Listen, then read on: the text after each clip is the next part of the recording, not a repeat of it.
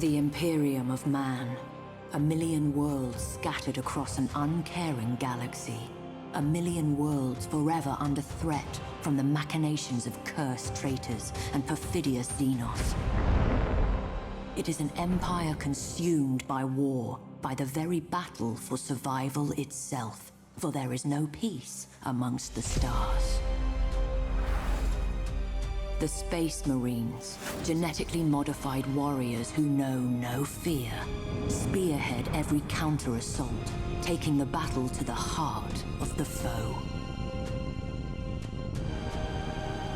From the smoke-wreathed horror of Adeptus Mechanicus Forge Worlds sail warships of fearsome potency, their weapons blessed by the Machine God, and their crews dedicated to the Omnissire's holy cause. The Scholar Progenium molds callow flesh into leaders, officers of the Imperial Navy, the greatest fleet ever to span the stars. These heroes dedicate their life to the Imperium's defense, confronting the ceaseless threat of chaos wherever it manifests. The war against the Dark Gods and their worshippers is the eternal battle for the soul of mankind, for the future of the galaxy itself. It is the forge upon which true heroes are struck and legends tempered. Admiral Spire is one such legend, savior of the Gothic sector, vanquisher of War Master Abaddon's 12th Black Crusade.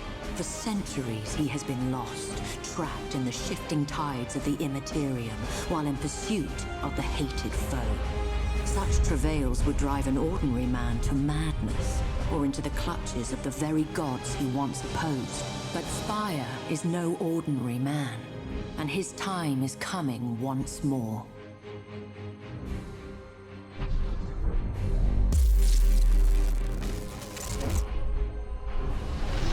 We're out. Praise the Emperor, but I can see the stars again. Receiving distress hymnals. The region's alive with them. According to the timestamps, Admiral, the year. It's 999 M41. We've been lost in the warp for over 800 years.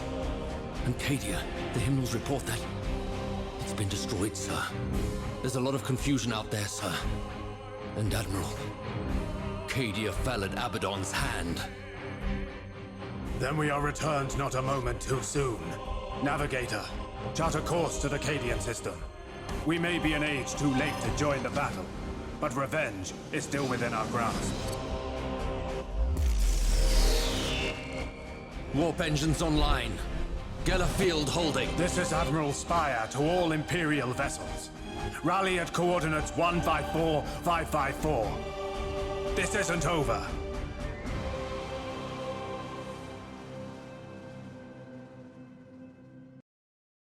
The Green Crusade, once an unstoppable tide of war, is all but washed away.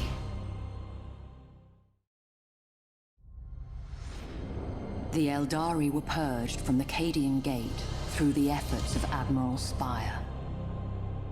It would be many generations before they dared return.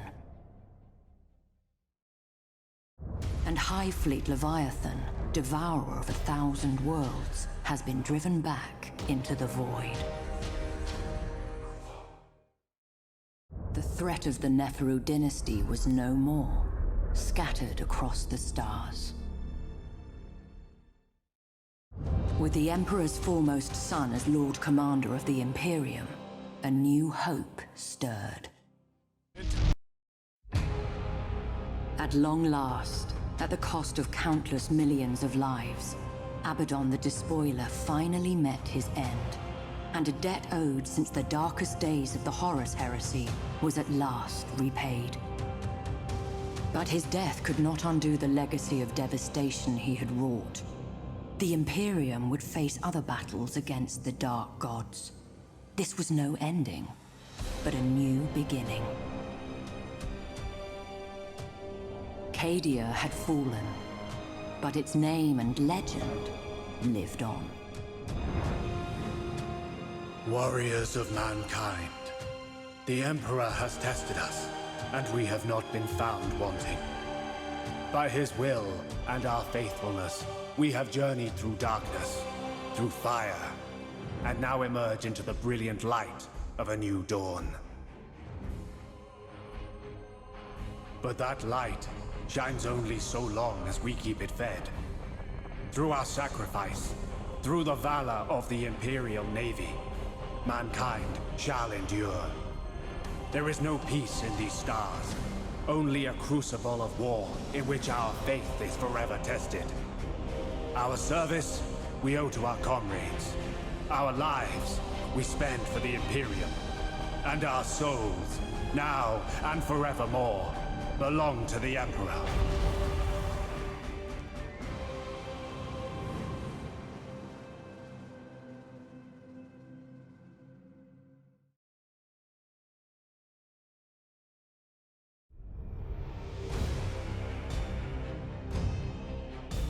In the deepest eons of history, before mankind had even emerged from primordial ooze, the Necrontyr dominated the galaxy. But unity receded, even as the bounds of their domain expanded. Fearing the collapse of their civilization, the leaders of the Necrontyr assailed the Old Ones, seeking to wrest from them the secret of eternal life. The galaxy blazed with the fires of war. Too late, the Necrontyr realized the impossibility of victory. Thus they embraced damnation. The Star Gods, the Catan, walked amongst them, offering prized immortality and long-sought victory. So ended the Necrontyr of old. Betrayed by the ambition of Zarek, the Silent King, they were dragged in chains to the fires of biotransference, transmuted from fragile and radiation-cursed bodies to forms more suited for the ravages of war. Stripped of flesh, of mortality, even of their souls, the Necrontyr passed from history. Only the Necrons remained. Now enslaved to the will of the Catan, the Necrons at last altered the course of the war. Cosmic battle lines buckled and at last broke beneath a tide of immortal fury. As the last of the Old Ones fell, Zarek led what remained of his people in revolt against their Catan masters. The Star Gods were overthrown, shattered into shards, and forced to serve those they had once ruled. But centuries of war had taken their toll on both the Necrons and the galaxy. To preserve what remained of their empire, the Necrons retreated to colossal stasis tombs, to sleep away millennia while their domain healed and their rivals passed into dust. Freed from the shackles of time, the passing millennia meant nothing to them. 60 million years have passed, and the ancient tombs are once more stirring to life. The Necrons, forgotten by all but the Eldari, are returning to claim what was theirs. They will abide no trespassers. With the awakening of their Therion, Kefrek the Unbroken, the Neferu dynasty arises once more. Undying legions stir in the forgotten dirt of 100 worlds. The reconquest of the galaxy has begun. Oh, Markham, let the legions rise. Oh, Markham, unleash the power of the Neferu. Oh, Markham, our worlds are infested. Scour them clean. This is my hour.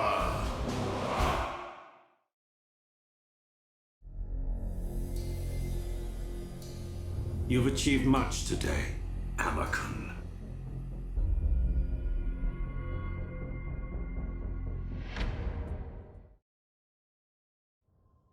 And the humans, such potential for many things. Though they cannot be said to be truly ornamental, I have gathered one or two rarities from amongst their ranks. For posterity, you understand.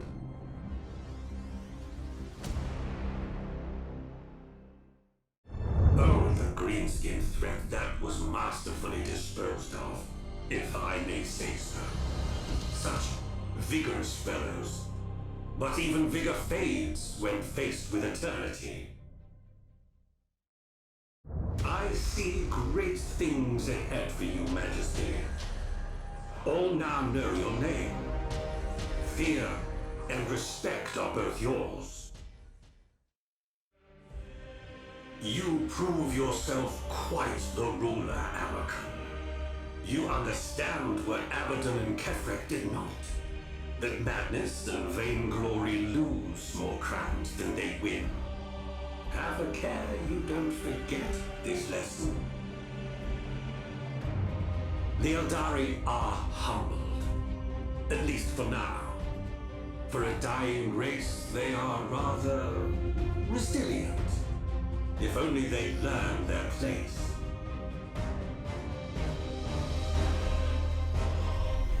One Theron falls, another rises, as it should be. All that remains is to give the order and claim your destiny. Activate the throne.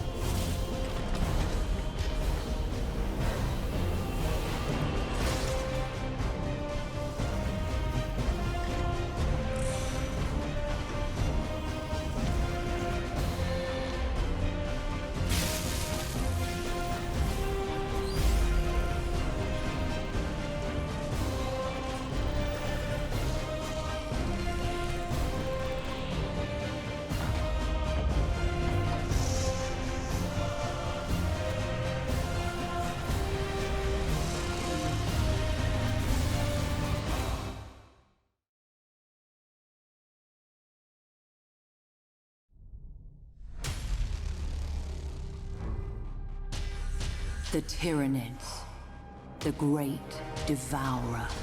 In all the stars, there has never been a Xenos race more inimical to the survival of mankind. Indeed, they are the bane of all other life.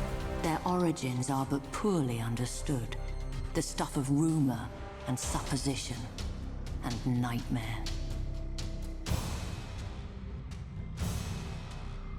The Adepts of Mars believe that a single unknowable consciousness guides the Hive Fleets about their voracious purpose. This consciousness knows only unquenchable hunger.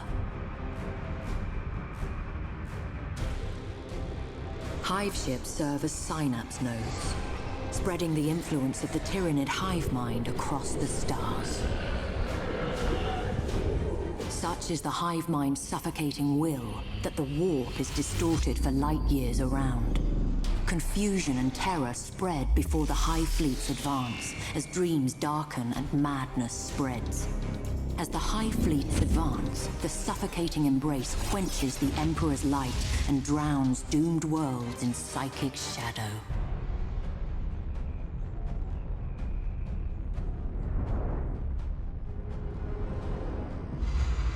But the greatest threat comes from within.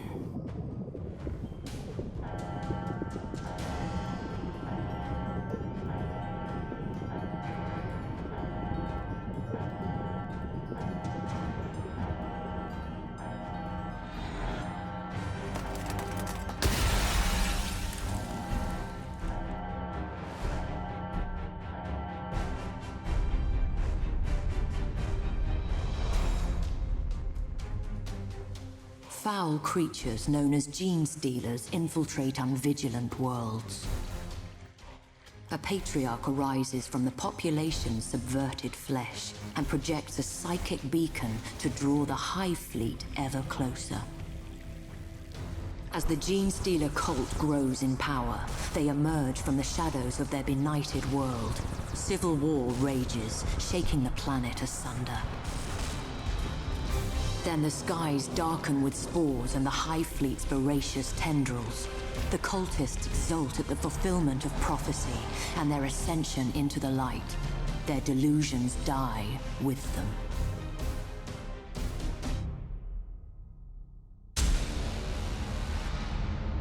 There are many High Fleets, each but a facet of the immeasurable Tyranid threat.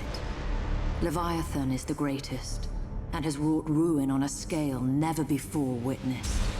Though the great rift arising from Cadia's ruin has severed many of Leviathan's tendrils, many more remain.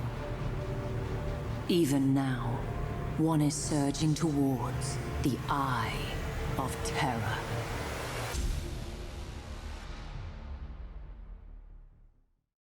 Eldari seers scryed desperately for a future that offered a glimpse of hope, but found only despair. And the Orcs, belligerent to the last, they hurled themselves into one last raucous battle. The dregs of Abaddon's mighty crusade retreated deeper into warp-blasted space, but there was no escaping the Tyranids' rapacity.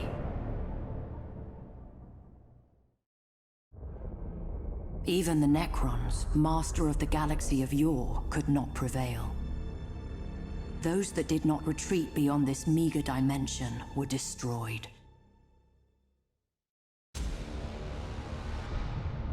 And so, the 13th Black Crusade ended neither in victory for the Imperium or for Chaos, but with the endless hunger of High Fleet Leviathan.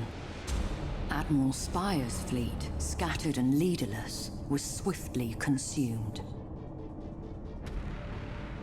And then there was silence for a time. The galaxy held its breath, hoping that the Leviathan's hunger was at last sated. It did so in vain. Admiral! We're reading signatures exiting Cadian space! Impossible! Nothing survived! Emperor's light, no! The astropath is convulsing! We can't get a hymnal to Terra! Blessed Emperor! Get us out of here, all speed! They must be warned! Someone must!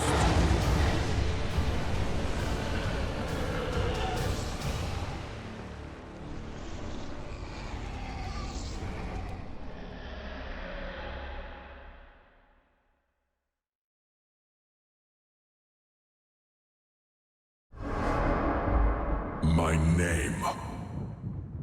What is my name?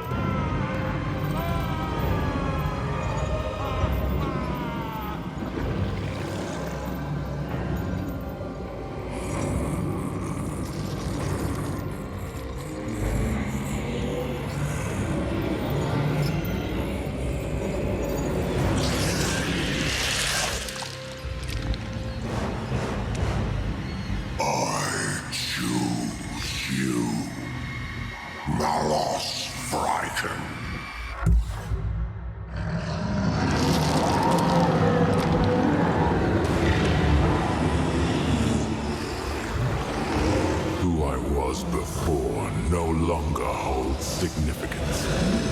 I am reborn. I am Malos Vrykan, servant of the Dark Gods. Mankind languishes in a tumultuous galaxy. Its potential shackled by a corpse on a gilded throne. We must look to the past for our salvation. To the primal gods who shape all that is. Let there be war upon this false Imperium. Let the galaxy burn.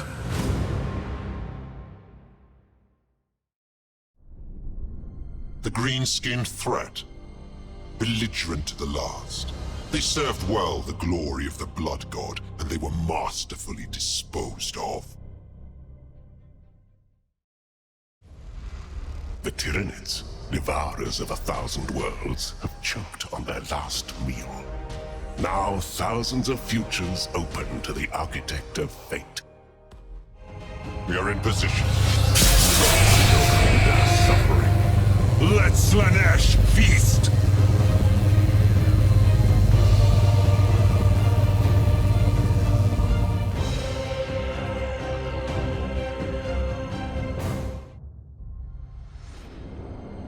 Eldaris desperately assembled and struggled under the leadership of the God of the Dead, but found only suffering. How delightful. The Necrons, once masters of the galaxy of yore, are no more. Their immutable civilization now crumbles under the gifts of entropy.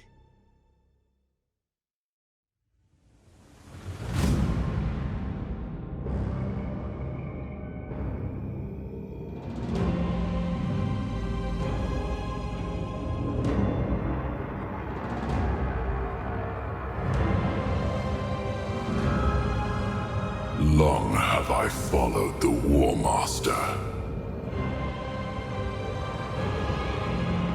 I brought ruin to 100 worlds through blood and decay, through horrors that warp the mind, through perfection and perversions. I never doubted. Not until now. Pride. The disease that laid Horus low. It courses through Abaddon's blood also. It is his weakness. Once, he was mankind's greatest champion against a stultifying Imperium. Now, he is nothing more than a relic of the past. A herald to my ascension. My hour is coming. I offer a toast to the War Master!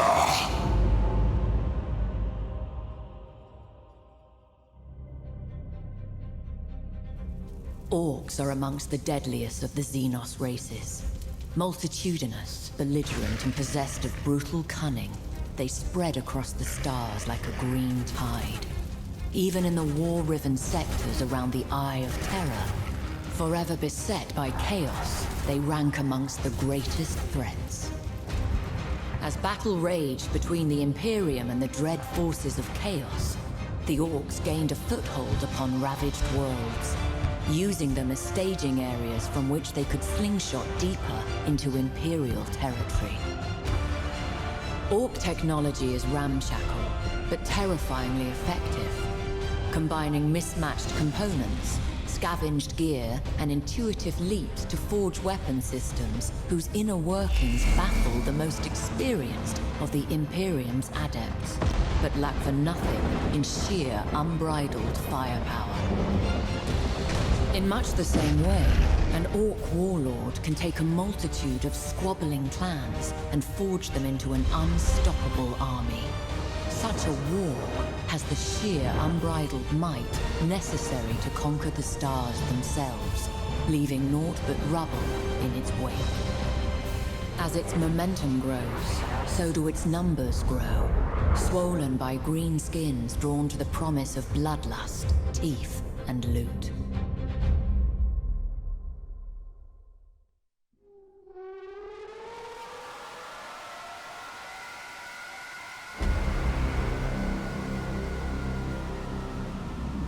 The region of space now known as the Eye of Terror was once home to the Eldari Empire. A prideful, sensuous people, the Eldari realized too late the perils of excess.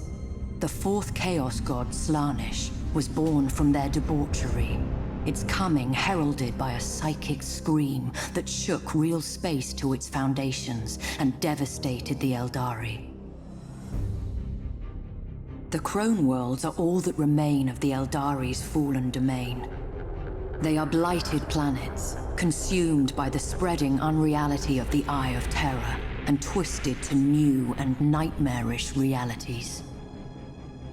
Though the Crone Worlds are overrun by the servants of the Dark Gods, the Eldari have not entirely abandoned them. They cannot, for only here can the treasured Spirit Stones be harvested, and thus the souls of the dying be saved from thirsting Slaanesh. Such expeditions are fraught with peril, for there are few more dangerous places amongst the stars. Many who seek the Crone Worlds do not return. The Eldari have never recovered from the horrors of the Fall. They are a fractured, dwindling population on the brink of extinction. Most dwell aboard star-treading craft worlds, honing their peerless minds along the disciplined paths in the hope of staving off the perils of decadence and thus preventing a second, final catastrophe. But not all Eldari can bear the rigidity of craft world life. Some depart their homes, seeking adventure amongst the stars as corsairs. Such lives are fraught with danger, but are also rich with excitement. These outcasts can be found in every corner of the galaxy, blazing a brief but exhilarating trail before madness claims them. The Drakari, too, live outside the structures of the Eldari path. Corrupt and cruel, they keep Slaanesh at bay, not with discipline and spirit stones, but by feasting on the torment of others. Raiders enslave us all, the Drakari are a blight upon the galaxy, as selfish as they are sadistic, as untrustworthy as they are cunning. But in recent days, the barriers between the Eldari factions have begun to crumble, with ever more gathering beneath the banner of one named Ivrain. These Inari keep their beliefs hidden as their intentions. Should they be encountered on the battlefield, caution will serve you well.